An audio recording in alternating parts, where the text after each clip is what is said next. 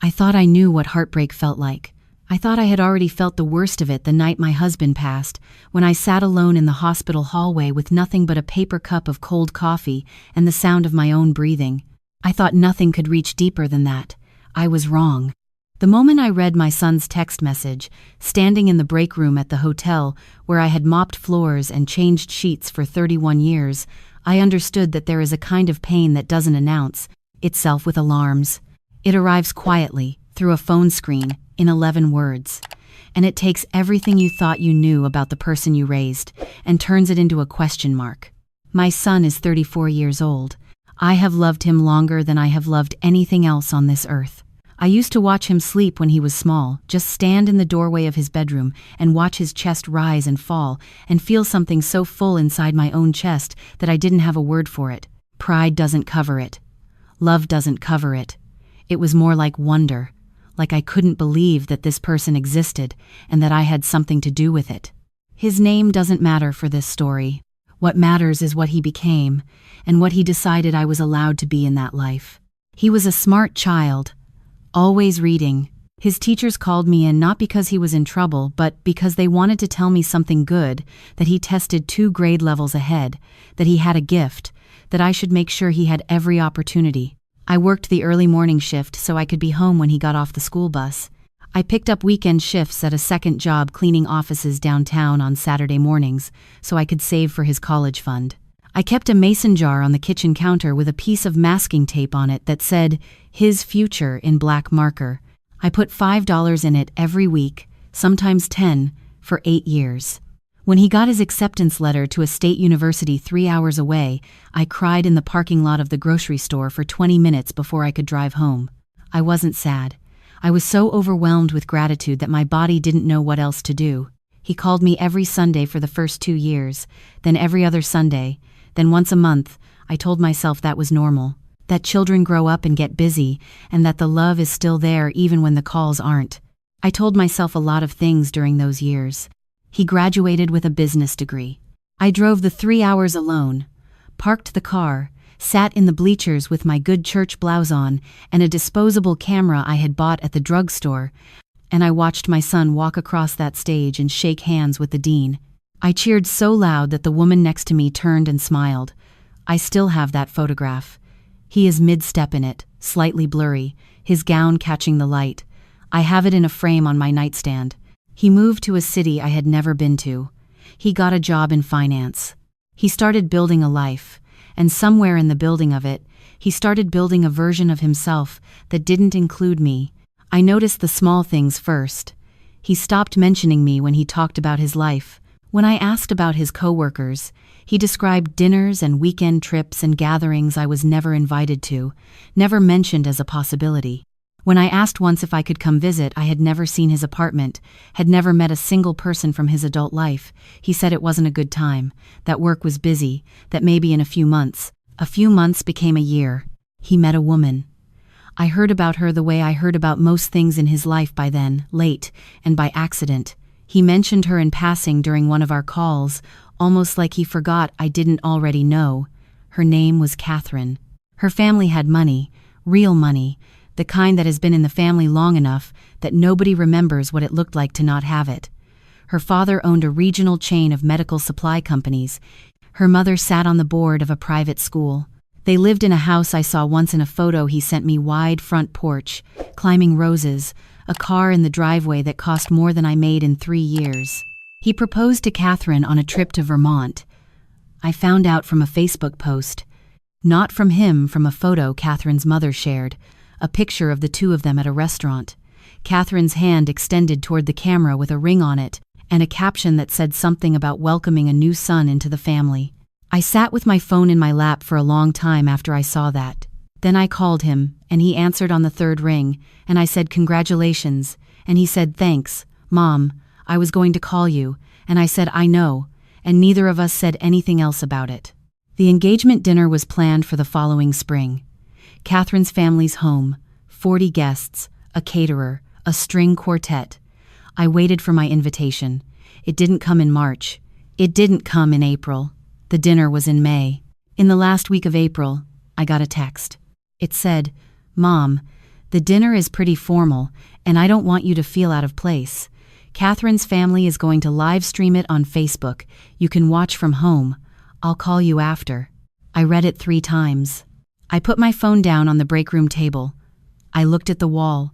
Someone had taped up a birthday card for one of the other housekeepers, and it had balloons on it, bright yellow and pink, and I stared at those balloons for a long time. I had known something was wrong.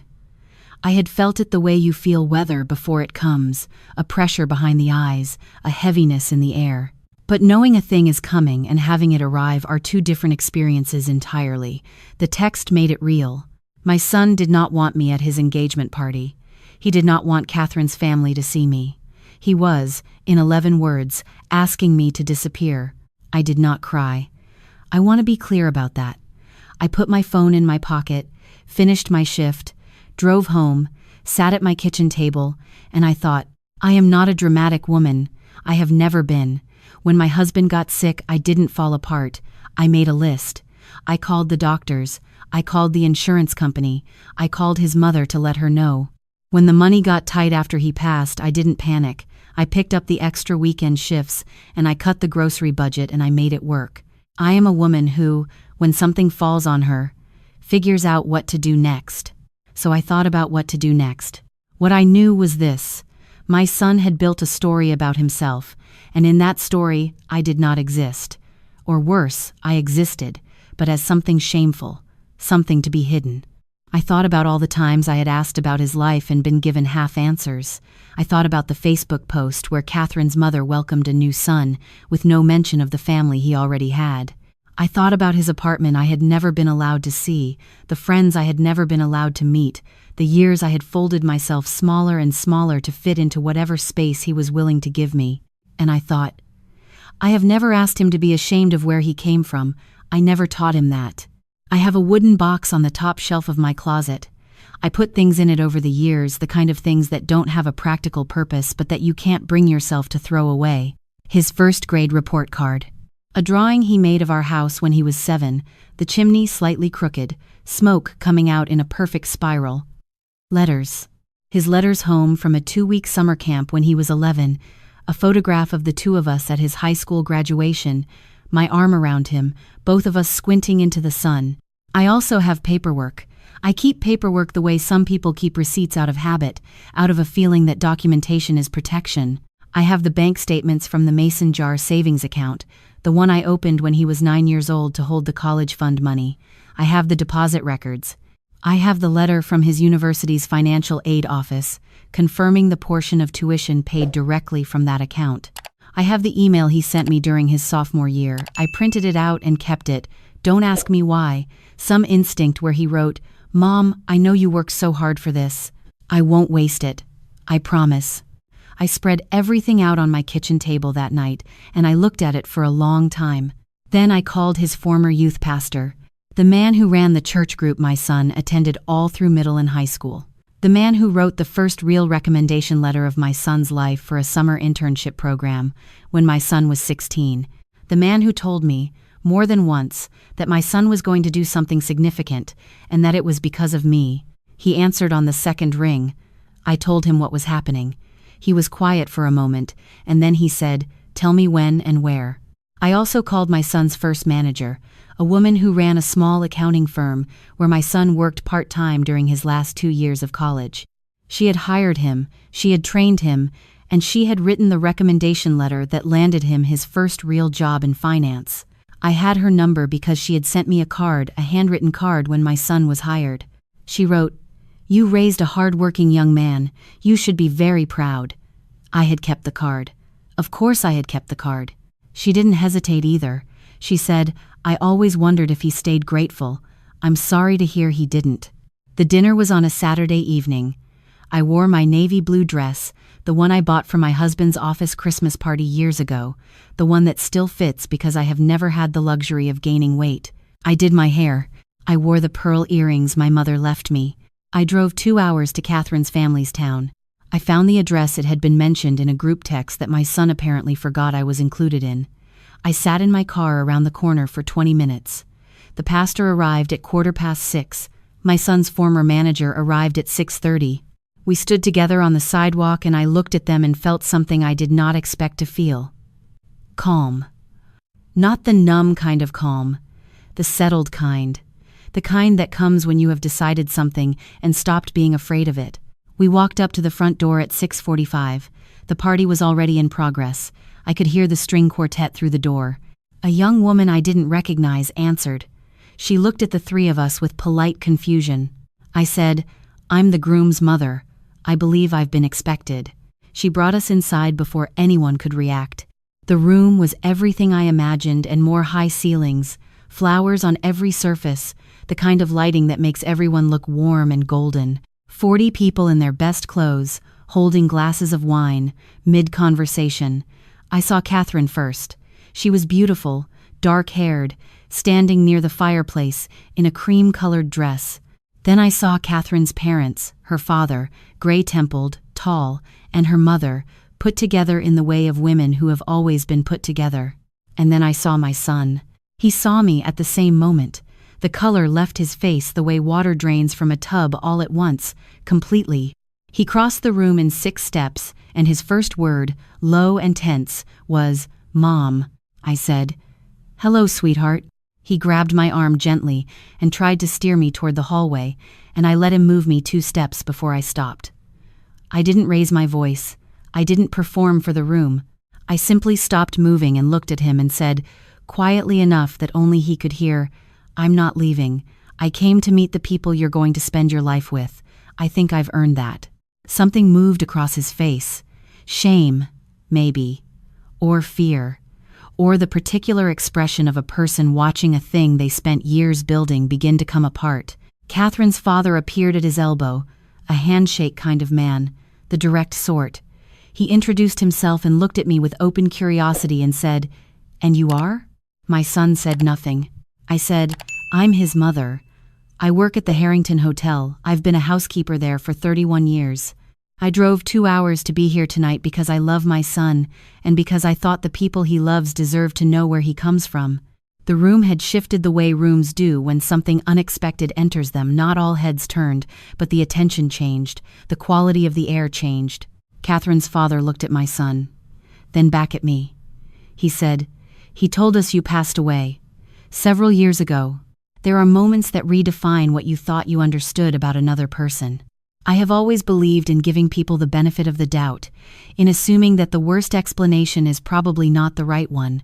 Standing in that room, hearing those words, I felt that belief tested in a way it had never been tested before.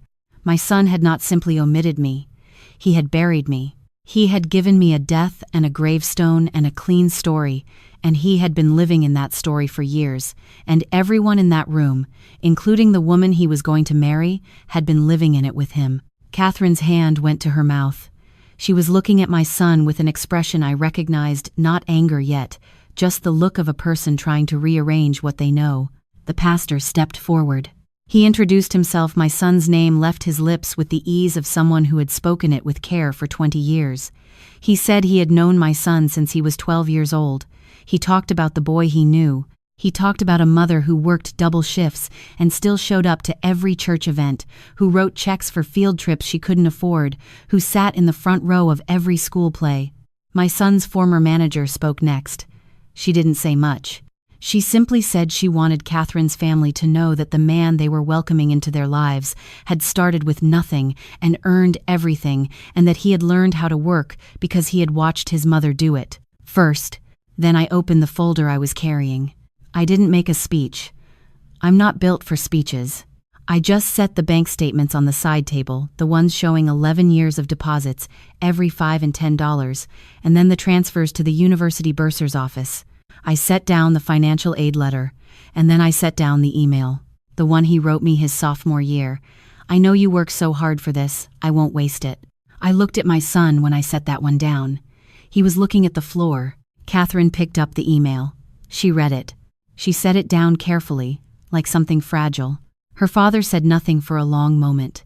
Then he looked at my son and asked him to step outside with him, and the two of them walked out through the back door, and the room was very quiet. I want to tell you that I felt triumphant. I want to tell you that 31 years of early mornings and aching feet and a mason jar on the kitchen counter all added up to a clean, satisfying victory in that room. But what I actually felt was grief. Standing there with Catherine and the pastor and the manager and 40 strangers, I felt the grief of a mother who finally understands that the distance her child put between them was not circumstance, it was a choice. Made repeatedly, deliberately, over years. Catherine came to me. She took both of my hands in hers and she looked at me and she said, "I didn't know. I want you to know that I didn't know." I believed her. I told her so. The party did not continue after that evening as planned. Catherine's father came back inside without my son. He said the rest of the evening would be postponed. He thanked the guests for coming. He shook my hand, and he held it a moment longer than a handshake usually lasts, and he said, "I'm sorry you had to do this. I'm not sorry you did." My son came back inside after another 20 minutes. He looked like a man who had been standing in a cold wind. He came directly to me, and he stopped in front of me, and he didn't say anything for a long time. Then he said, "I don't know how to explain it." I said, "I'm not asking you to explain it tonight." He said, "I was ashamed, not of you. I was ashamed of me, of how much I needed you, of where I started, of the gap between what I came from and what I was trying to become, and I made it about you. I made you the problem because it was easier than admitting that I was the one who was broken." I had waited years to hear something honest come out of his mouth. I hadn't known I was waiting for it until it arrived. I did not tell him that it was okay, because it wasn't okay, and I have never believed in comforting people with false reassurances. What I told him was that I had never once been ashamed of him, not when he struggled, not when he failed a class his freshman year and called me crying at 2 a.m, not when he didn't call for 3 months and I sat by my phone and prayed, never. And that I needed him to understand that the life we had, the small apartment, the mason jar, the second-hand furniture, the early mornings, that was not something to survive and escape. That was love. That was his foundation. And you do not build something real on top of a foundation you've pretended doesn't exist. He cried. My son, 34 years old, in a house that cost more than I would earn in a lifetime, cried the way he used to cry when he was small, with his whole face, no pretense. I held him the way I held him then, too. Catherine did not call off the engagement. I want to be clear about that because I think it matters. Not because the engagement surviving is the important part, but because Catherine is a woman of more grace than I gave her credit for, and I want to give her credit for it. She came to find me 2 weeks after that night. She drove to the hotel where I work. She asked my son for the address, and he gave it to her, which was itself something.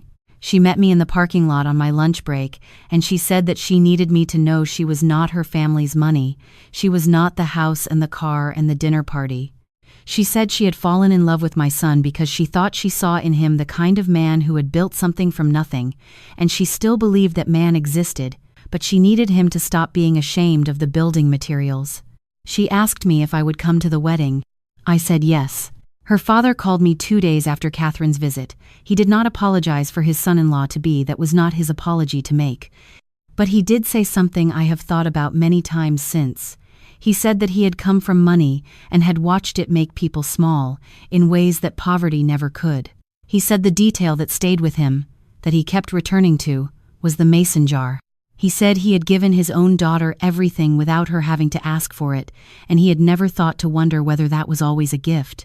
My son and I have been rebuilding, slowly, the way you rebuild anything that has been significantly damaged, carefully, with attention to the weight you put on each new piece before you trust it.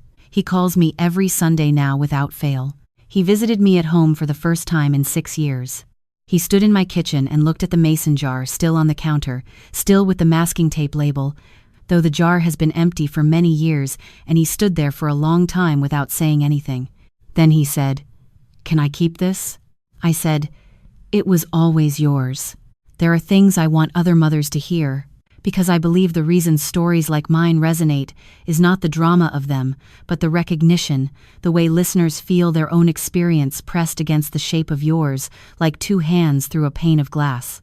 So let me say this plainly. Your sacrifice is not a debt your children owe you.